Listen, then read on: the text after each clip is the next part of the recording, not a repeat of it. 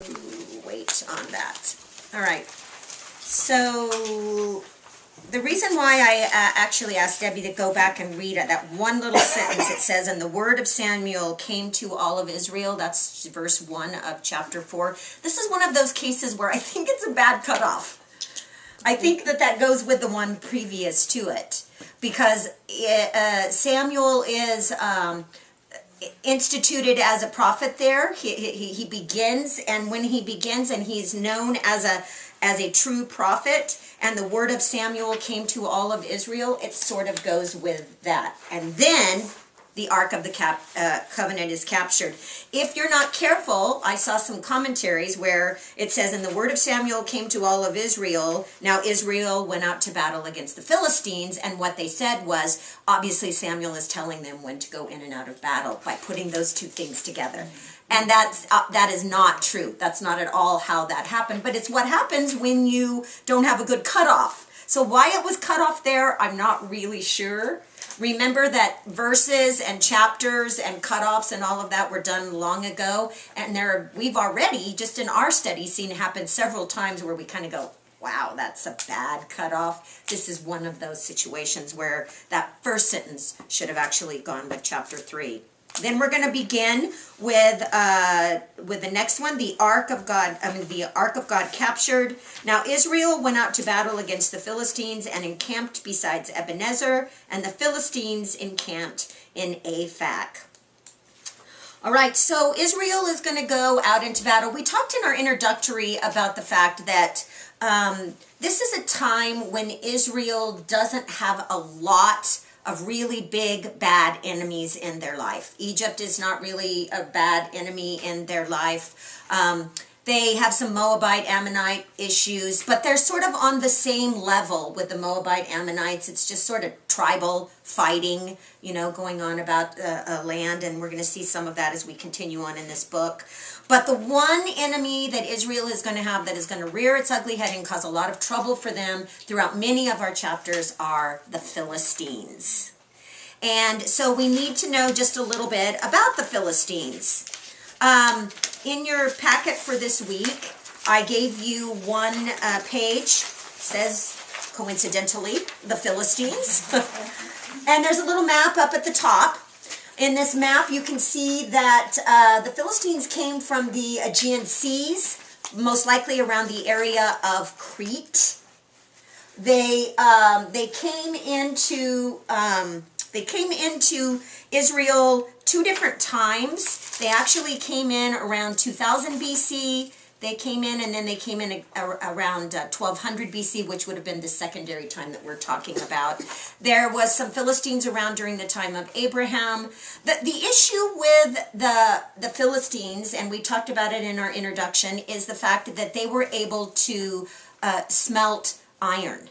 And so their weaponry was very strong, and much more so than any of the other tribes, much more so than the Israelites, who had to use more wooden and arrows and those type of things. The Philistines could make armor, and they could make shields, and they could make weaponry that was much stronger. So they were considerable foes for the Israelites, and they created the problem. You can read some information about this during this week if you want to see what's in the name. It's interesting to me that they are mentioned 150 times in the book of Samuel, the Philistines, so they're going to be really important. It says here, they were so entrenched and dominant in the coastal areas and the foothills of Canaan, eventually they gave their name to the entire land. We'll talk a little bit more about that later, about the Philistines, about Palestine, about how the connection is there. But here's the thing that you need to know for right now.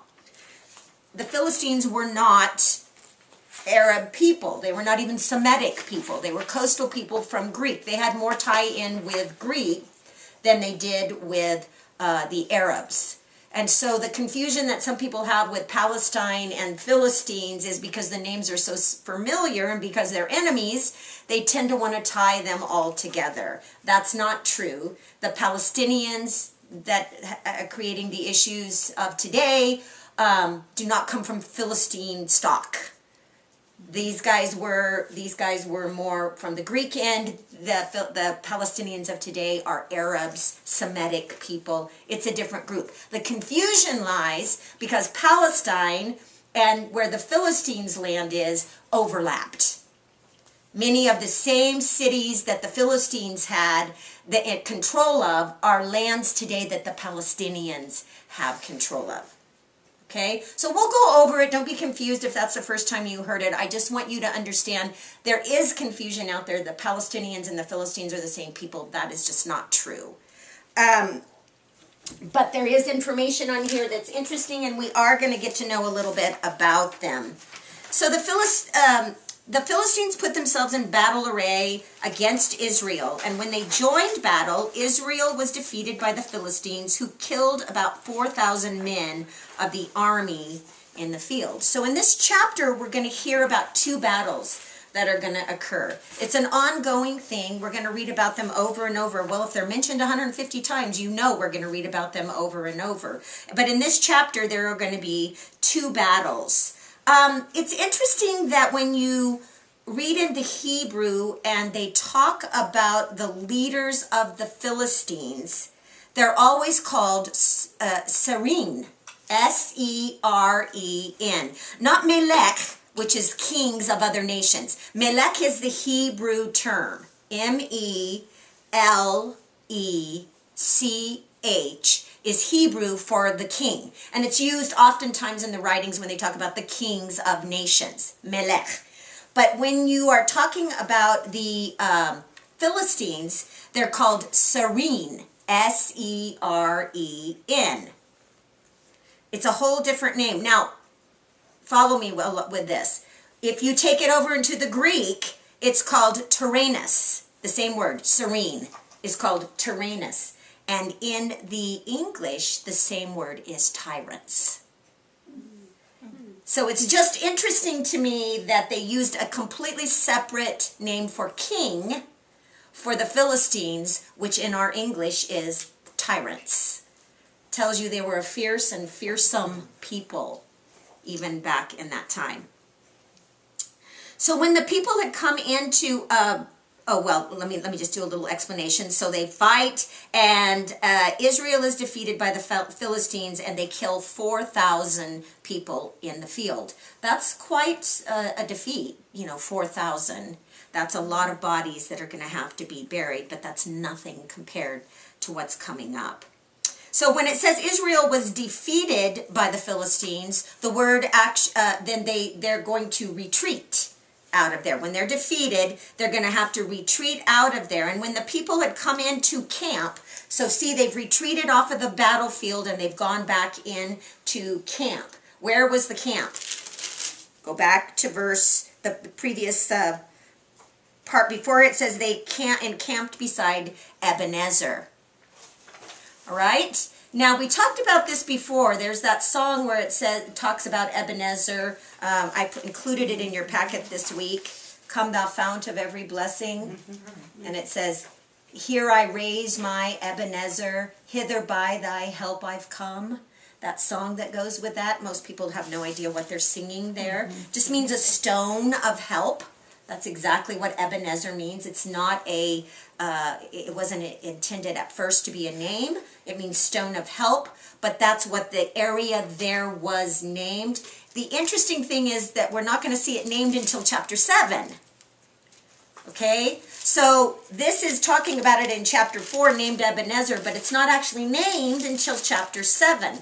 Keep in mind, these things are not written as they're occurring. They're further down the line. Someone is going back and talking about the name that was given to it in chapter 7. And he's going to give that name Ebenezer there for a very specific reason, because God was a help and he has a rock of help. But it's called Ebenezer at that point. So the Israelites are in, I lost my page. There we go. The Israelites are in Ebenezer and the Philistines are in Aphek. Ebenezer is hill country to where you can see. Aphek is plain country.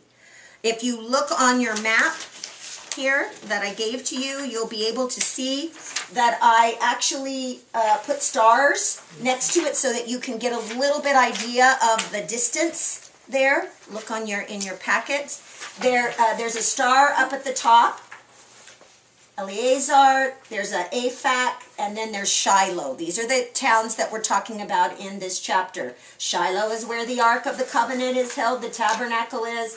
Eleazar is where the Israelites are encamped so that they can go into battle, and Aphek is where the Philistines are encamped, where they can go into battle. From Shiloh to Eleazar is roughly about a 20-mile distance, just so that you can kind of get a little bit of information on that.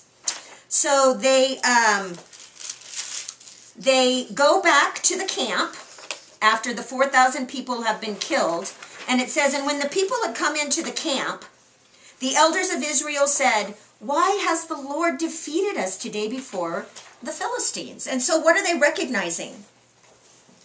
That the Lord's not with them. Okay, so this is the Lord's doing. They at least have the spiritual discernment to recognize that when they succeed in battle, when they are victorious, it is the Lord's victory.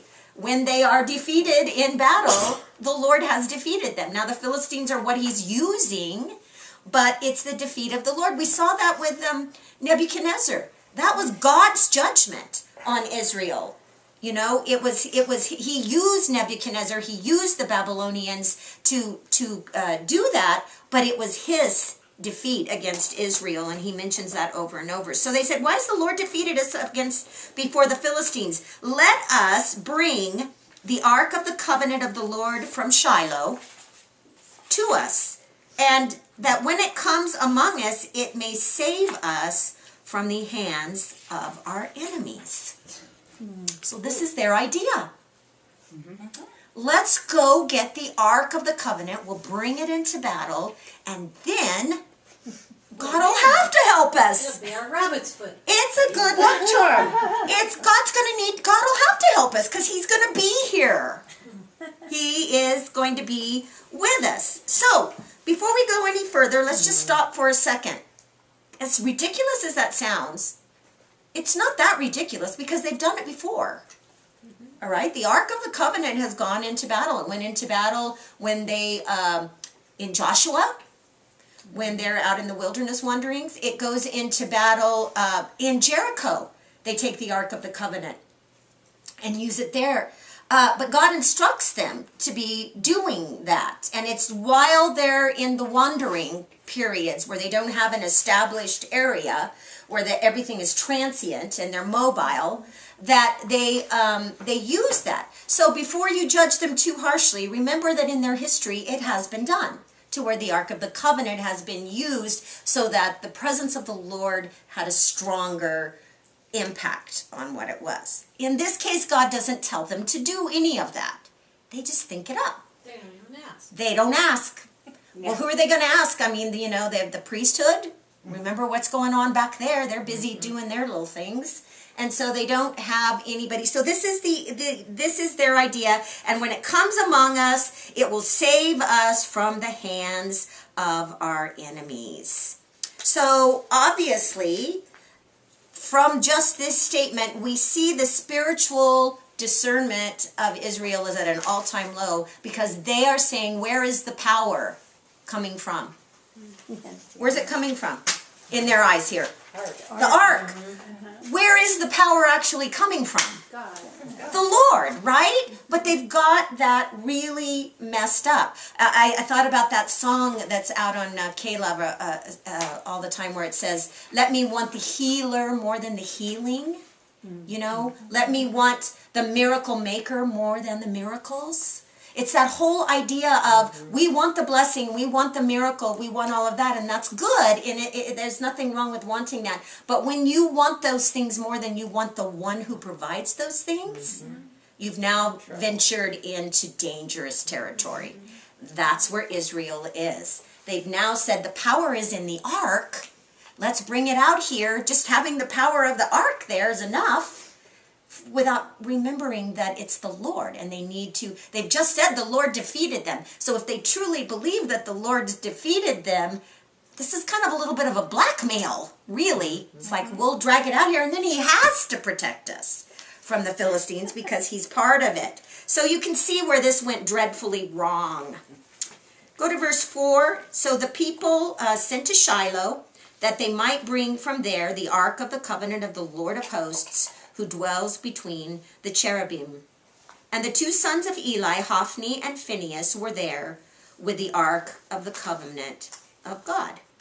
And when the ark of the covenant of the Lord came into the camp, all of Israel shouted so loudly that the earth shook. All right, that's 4 and 5. And so the people send to Shiloh. They say, bring us the ark of the covenant. They even, the little notation here is the ark of the covenant of the Lord of hosts, who dwells between the cherubim. So I included a picture just to remind you the ark of the covenant. When we discussed it in Exodus, we discovered that it's about the size of my coffee table, just to give you a visual of what that is. It was to be carried only by the priest. We're going to read more about that as we go along in Samuel. It was only to be carried by the priest, that there were the two angels that the wings enfold over the top of it, that it was the mercy seat. The word used is propitiation, the mercy seat, where God would come down and dwell among the cherubim. And then just a reminder from those of you who were in Exodus is what was inside of the Ark of the Covenant. There was tablets of the Ten Commandments. There was Moses' rod that blossomed. And there was a jar of manna inside the Ark of the Covenant. And so it was a critically important visual for Israel to have that there. And so the two sons, Hophni and Phinehas, are with the ark. Is that surprising? Because why? They're priests. Bad priests, but priests nonetheless. And so if the ark is going to be carried, who's going to carry it? Hophni and Phinehas, more than likely. They're the head honchos. They're sons of the high priest. If the Ark of the Covenant is going to be carried, more than likely they're going to be part of all of that. And when the Ark of the Covenant came into the camp, so now we're back at Ebenezer, all right? So they've traveled that, say, roughly 20 miles, carrying the Ark, and they're now back at Ebenezer where the fighting is going to come all about. Israel shouted so loudly that the earth shook. That's a loud shout. So, why would they shout? Victory is ours. There you go. Confident of a victory, of a coming victory. I mean, they've put God in a no-win situation, right? He's there. Surely he's not going to let him fail now. Well, he's sitting right there. So they are confident now. They've covered all their bases and victory is theirs. They shouted at Jericho. They did shout at Jericho when the walls fell. And so, 6. Now when the Philistines heard the noise of the shout, they said, what does the sound of this great shout in the camp of the Hebrews mean? And then they understood that the ark of the Lord had come into the camp. All right, so now it's such a loud shout that you can see by your little map that you have that there's not a whole lot of difference between the two camps where the armies are.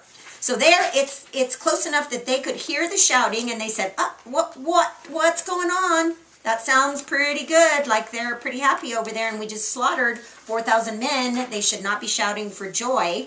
And it says, and then they understood that the ark of the Lord. How would they understand that? How do you think one of the ways they would understand that? Spies. And every story that we read, there are people that are spying and looking. And so somebody from the Philistines is out there going, oh, the box is coming in, the Ark of the Covenant. They know enough about it to know that the Ark of the Lord had come into the camp. So the Philistines were afraid. Isn't that interesting? They're afraid when the Ark of the Covenant comes in. For they said, God has come into the camp. Now stop just a minute. Do they know God? No. If they're the tyrants that we just discussed, they don't know God for Jehovah God, for who he was, the Yahweh of the Hebrews. They don't know him in that sense. But do they know that the Hebrews have a God? Yes. Do they believe that he's powerful? Yes. They do.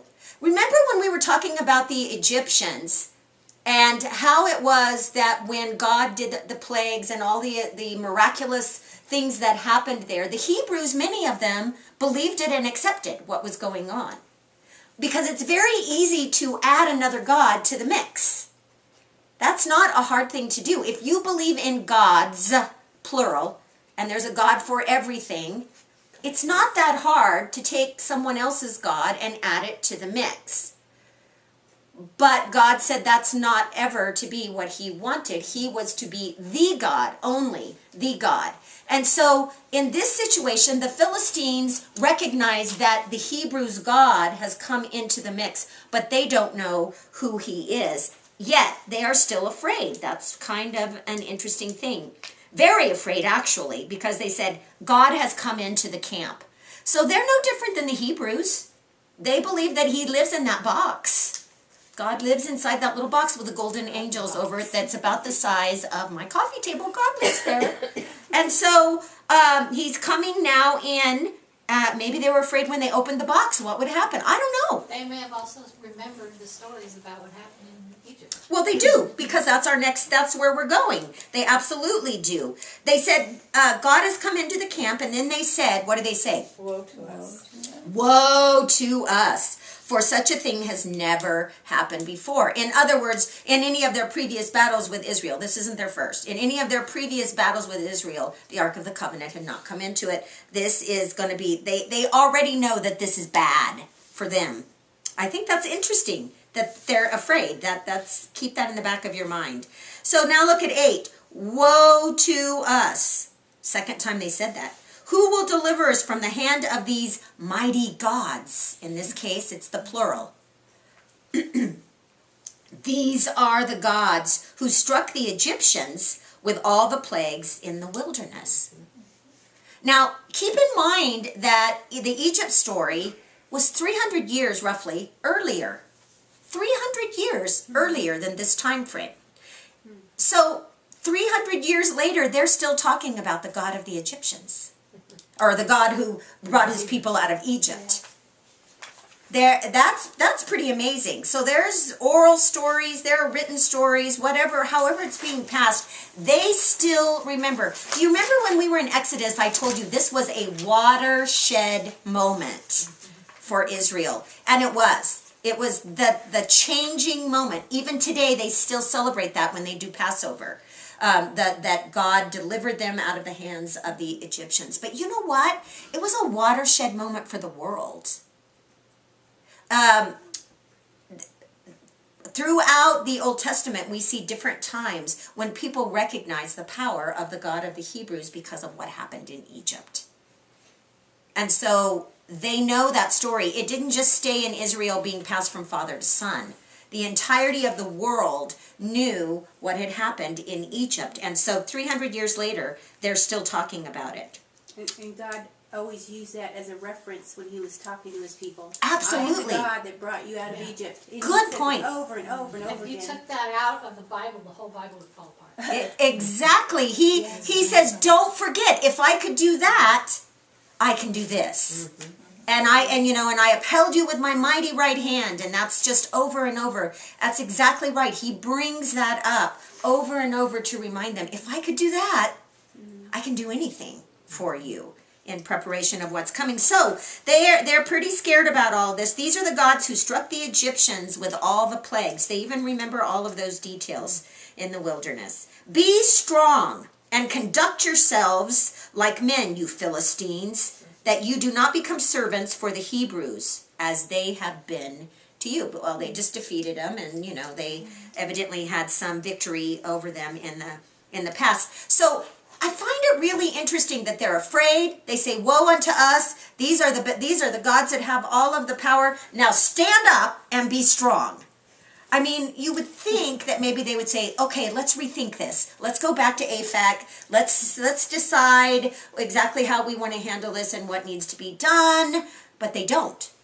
These are a tyrant people. These are a ferocious people. These guys don't scare easily. And when they do scare, it appears that they become even more dangerous. So conduct yourselves like men, do not become servants.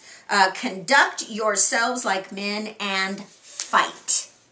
So it's almost out of that fear came a desperation of this is not going to be good, but we are going to fight to the death on this one. So the Philistines fought, and Israel was defeated, and every man fled to his tent. There was a very great slaughter, and there fell of Israel 30,000 foot soldiers. So how many were killed earlier in the first battle? 4,000. That was bad. Now the Ark of the Covenant was with them, in the midst of it, and how many are killed? 30,000.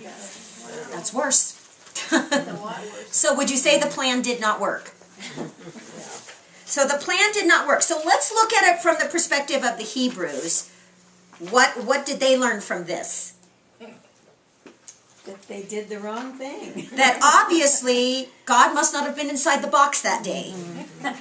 Because he did not work well for them that day. Maybe we should have asked. Maybe we should have looked at this a different way, right? Yeah. Okay, what did the Philistines learn from this? No, their gods are not so powerful. Okay, so it's really a slam on God of the Hebrews, isn't it? And so oftentimes when the nations would go to battle, it was very common, very, very common that they would bring their idols into battle with them as their protectors. You know, it's still common today in many religions. I mean, you know, the St. Christophers that you wear for protection, and the different things that people use for protection. They would bring their idols in, and so whoever was defeated, the first thing you would do is you would take that idol, and you would take it back, because once you've defeated the people, you've defeated the God of those people. And so it becomes very important and very impressive. Remember when the Babylonians, in our little Ezekiel study, when the Babylonians go and destroy Jerusalem, what do? They take all of the items of the temple, all of the important holy items of the temple, and they take them back and they store them in their own idols, the places of their own, where they worship their own idols. They bring that, it's sort of a stamp. It's that Allah Akbar, our God is greater. It's that whole sort of philosophy of it's not good enough that we all both have gods, our God is greater. And so in this case, although God did, the Israelites knew better than to make, thou shalt not make unto me any graven images. They knew better than to make a statue of their God the way the nations did. What had the Ark of the Covenant become in their eyes? Same thing, right? That idol that they were never to have had, which is why God didn't want them to have graven images anyway. So to the Philistines, the Ark of the Covenant becomes what? Israel's idol, which goes against everything that God had intended for them to ever have. And so when they go into battle, and we're going to find out as we go in the next couple of chapters, they want Israel's idol, because that proves that their God is greater than Israel's God. And so I want you to look for just a minute at the position that Israel put Jehovah in Yahweh. Look at the position that they put him in. They put him in a position of being, of appearing to the outsider as if he had been defeated. Appearing to the outsiders as if he had been captured and taken hostage. So this becomes something that Israel is going to have to pay a price for. And so 30,000 foot soldiers of Israel are killed on that day, and it appears to both sides that God has been defeated. Also, the Ark of God was captured, and the sons of Eli, Hophni and Phinehas, died. Okay, so it's just a little sentence in verse 11, but it's hugely important. It needs to be underlined, and the Ark of God was captured. It was taken. This is going to be, we're going to, for our next few chapters, talk about what's going to happen when the Ark was captured. And then there's just another side note. The sons of Eli, Hophni, and Phinehas died. Had that already been expected? Twice now we've already read that was going to happen. And so it isn't surprising. God said they will die on the same day. And so that's exactly, it was done exactly the way God had said. It was a fulfillment of prophecy. Do you think it was their idea to go back and get the ark?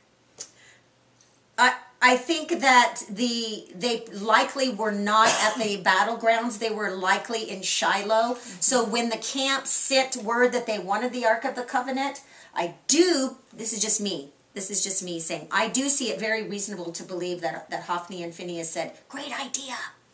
This is going to be really, we'll carry it. Let us stand in the front 2 places. Because, we're important and this is a great idea. So I am sure they were very supportive of that. What I'm less sure of is Eli's response. Whether Eli stood up and said, no, absolutely not, and was overruled, or whether or not he kept silent, but in his heart he trembled for the ark. We're going to read. Stood up, though. Whether he,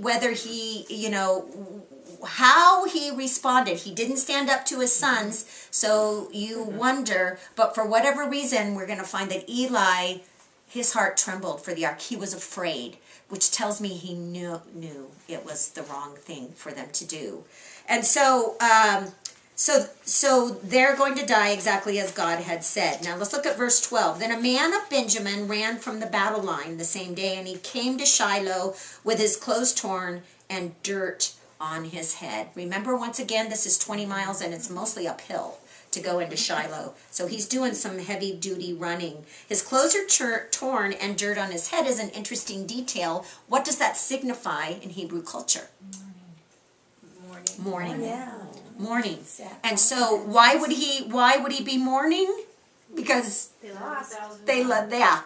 So 30,000 of his people were just killed. The Ark of the Covenant was just captured. There's a lot of stuff going on that he's in mourning for. And so he comes with those visible outward signs of mourning that would occur when he came in.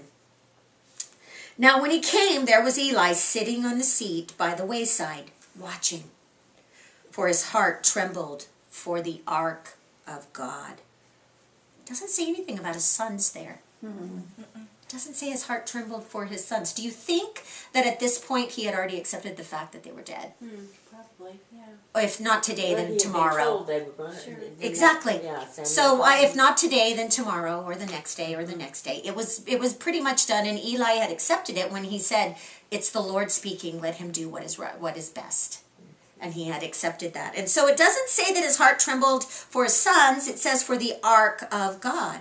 And when the man came into the city and told it, all of the city cried out. So when this man comes in and talks about what? He's going to talk about all the things we just discussed. The whole city, now the earth is shaking again, but this time it's not a joyous victory. We win, we win. Now it's mourning for the loss. And when Eli heard the noise of the outcry, he said, what does the sound of this tumult mean? So he hears it, wants to know, and the man came quickly, and he told Eli. Now, Eli was 98 years old, and his eyes were so dim that he could not see. And so we know by now he's blind, pretty much blind, can't see anything. Again, an interesting detail. Twice now he's told us that Eli's eyesight is bad. If you keep that in mind, that spiritual interpretation we had on Israel's blindness, darkness that they were falling into, at this point with the Ark of the Covenant being defeated, Eli would be totally blind, because that's where Israel was. And the man said to Eli, I am he who came from the battle, and I fled today from the battle line. And he said, what happened, my son? So the messenger answered and said, Israel has fled before the Philistines, and there's been a great slaughter among the people. Also your 2 sons, Hophni and Phinehas, are dead. And he kind of leaves the worst for last. And the ark of God has been captured. So he knew it was coming. He knew that it was going to happen. Did he know about the Ark of the Covenant? No. That hadn't been prophesied. So this he is didn't know that part. that part of it is new to him. Maybe that's why it was such a shock and he fell over. Well, it is definitely, definitely something that shocks him. And then it happened, that when he made mention of the ark of God, not when he made mention of his two sons, not when he made mention that there's been a great defeat, Eli fell off the seat backward from the side of the gate, and his neck was broken, and he died.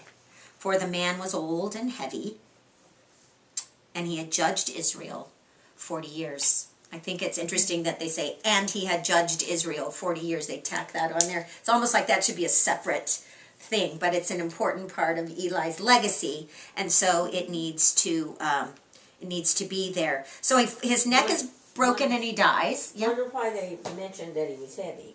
because he was. Because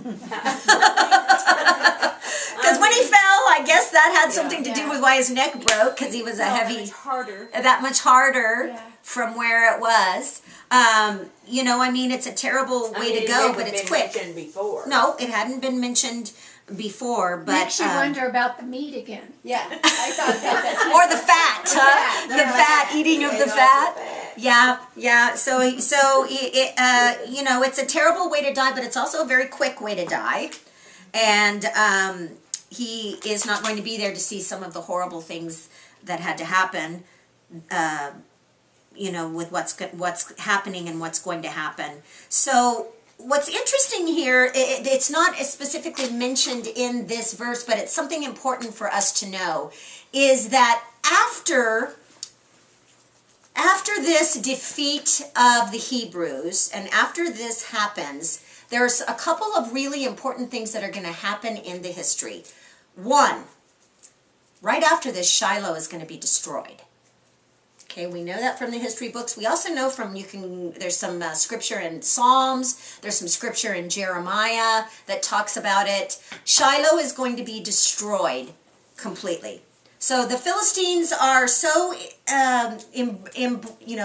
made so brave by this defeat that they come and destroy where the tabernacle was, where the ark was, where the priesthood was. All of those things that we're talking about, all of that is going to be destroyed.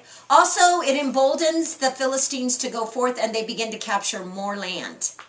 So their territory in Israel is going to become bigger.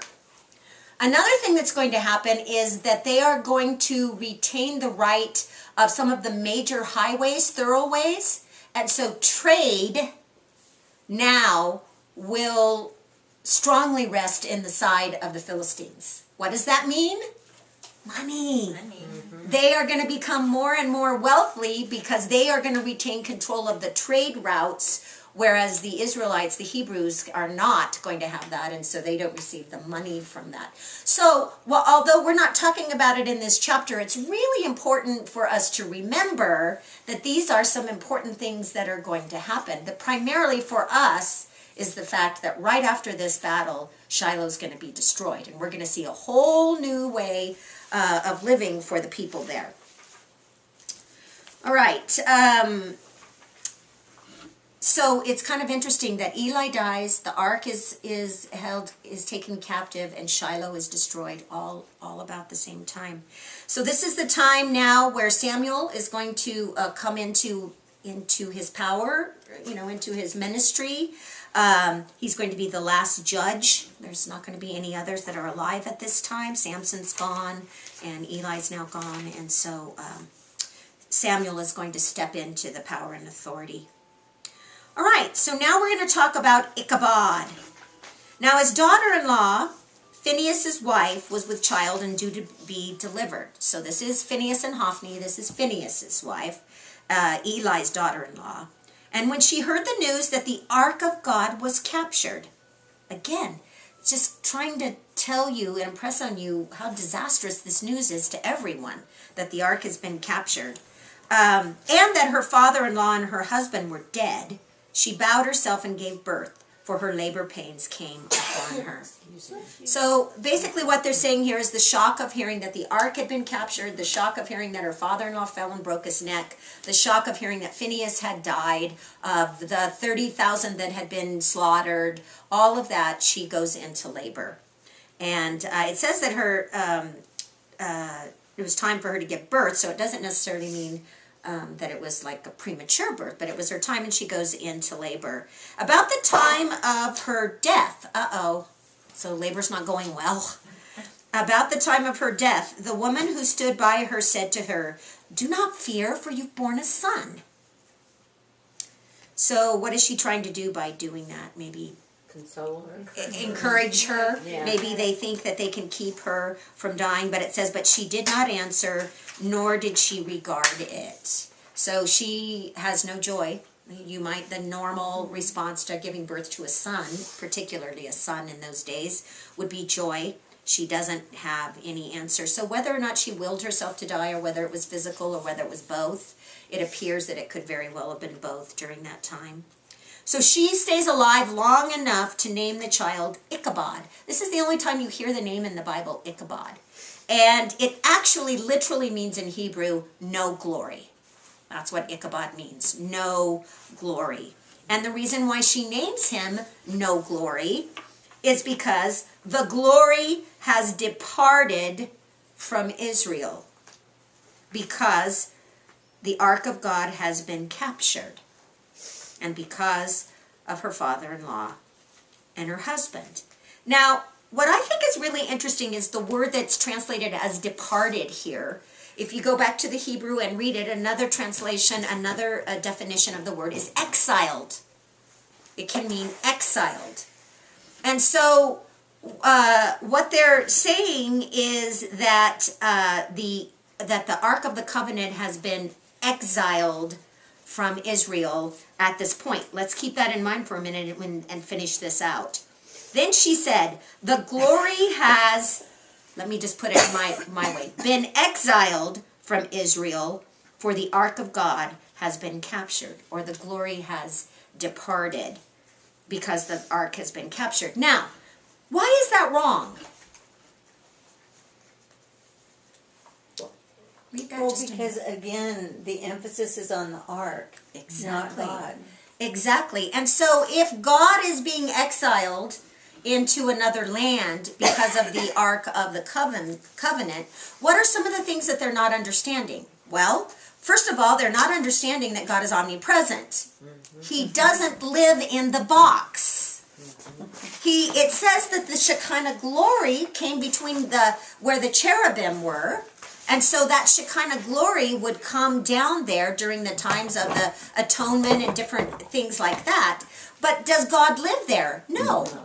God doesn't live there. And so somehow they are not really understanding that God hasn't necessarily left Israel because the Ark of the Covenant has been taken out. In fact, we just finished Ezekiel. Stop for just a minute. Remember right around chapter 8? What happened in chapter 8 of Ezekiel? The Shekinah glory left Israel. Actually does leave, right? Well, that's a long ways. Let's see, if this is 1100 and we're at 600, that's 500 years. Bless your heart, I'm sorry. Little tickle. 500 years after this event of Ichabod is when the Shekinah glory actually leaves. And so has God left Israel in the lurch because the Ark of the Covenant is gone? No. So the whole story revolves around the fact that Israel has misunderstood how God is working amongst them. They have definitely made the Ark of the Covenant an idol. Perhaps it's a really good thing in God's planning that the Ark of the Covenant is taken out of the mix for a while. We see some things that are going to happen to it.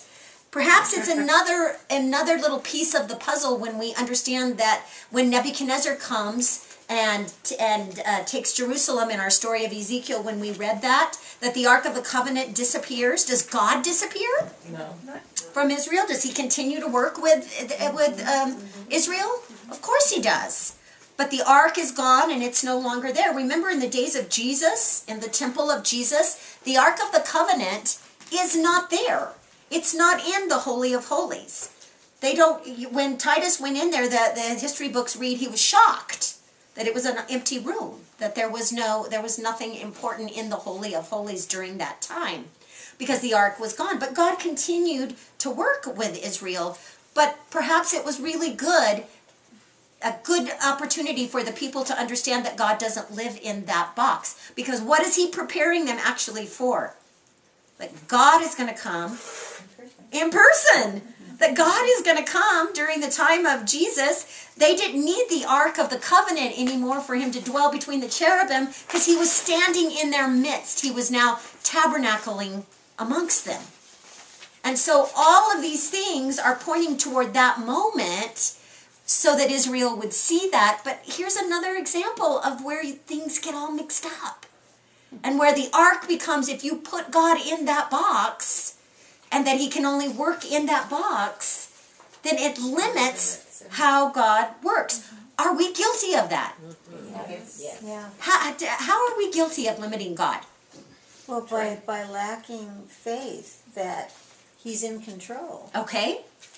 That he, not understanding he's in control? And we definitely limit his spirit. We limit his Always spirit. We try to do stuff ourselves. We got a little box we keep it in. Our comfort zone, right? Right. We're comfortable with this, not so much this. Not so, Unbelief. unbelief. Okay? So we today limit God in so many ways, thinking that it can only be, he only works, let me think. We see God working the same way we would work, just a little better. He's a little bit smarter, he's a little bit brighter, he's a little bit better, he's a little bit stronger, but he thinks like we do, just better. We see him through our eyes, Exactly. not through his eyes. Exactly. And so we limit God by taking him from where he lives and bringing him down to where we live. Which is ridiculous when you stop and think about it. Why would you want to have a God who's just like you? Oh, heavenly days. No. we don't need that kind of a God. We want a God whose ways are greater than our ways, whose thoughts are greater than our thoughts, who knows the end from the beginning. All of the things that we know about God, that's the kind of God that you want. You don't want a God like you, and you certainly don't want a God like me. You want something completely different. And Israel is guilty, just like us, of this time of putting it, well, stop and think about it. Look at Phineas and Hophni and the priesthood and what's going on all around them. Look at the time, that 400 years of the judges that had just occurred, and all the stuff that you read about in that book that's been going on in the nation of Israel. They're already weak. They already have a limited view of God. They've already taken him down to their level and become their own gods in their own mind when they do everything that is right in the sight of their own eyes. So this is sort of what you would call an exclamation point moment for Israel when the Ark of the Covenant is missing, because they need to see that that is not where God lives. And so when Phinehas's wife says the glory of the Lord has left, she's saying that he's in exile now. God is in exile in a foreign country. He can no longer work amongst them. He can no longer he can no longer create a ministry there. We know that's not true, because this is the moment when Samuel steps forth. And now God is going to speak to the people again through a prophet. He's going to be much more active. He's going to be much more involved in that. And as we see in the next chapter, chapter 5 is a funny chapter. If you haven't read it yet, take a chance this week. It will make you laugh out loud. God has a great sense of humor in this chapter, and you're going to see it. But he's making a point to the people that these idols, that these graven images, even the Ark of the Covenant, we need to be careful that we don't put our faith in any of those things that limit the Spirit of God. And we're going to see that here coming up. So the glory has not left the nation of Israel, only the Ark of the Covenant. It doesn't leave until Ezekiel. All right, so we'll see next week what happens. The ark is going to go on a 7-month journey. A 7-month journey where we're going to see some various things that happen to it along the way, and some lessons that God is going to teach along the way, and we're going to see that in the next few chapters, and hopefully you're going to get to learn a little bit more about that. Let me just go over our packet. You can turn it off if you want.